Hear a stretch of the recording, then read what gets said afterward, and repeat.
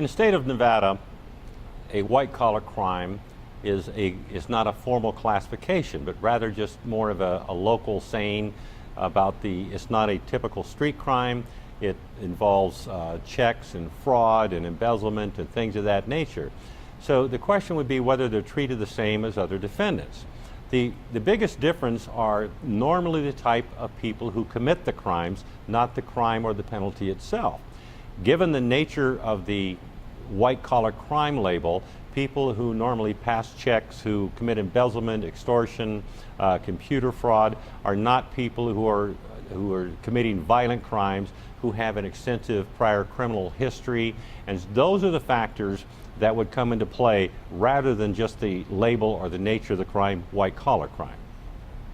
And in Nevada, someone who is accused of committing this white-collar crime, the white-collar crime itself, whether it's embezzlement, check fraud, counterfeit, identity theft, any of that, there are specific punishments for each of those crimes.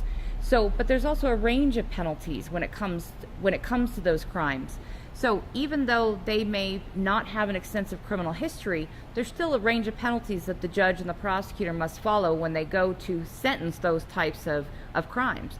So although they may be treated differently because it may not be punishable as harsh as a violent crime would be, there's still certainly a range of penalties that they would be at risk to get.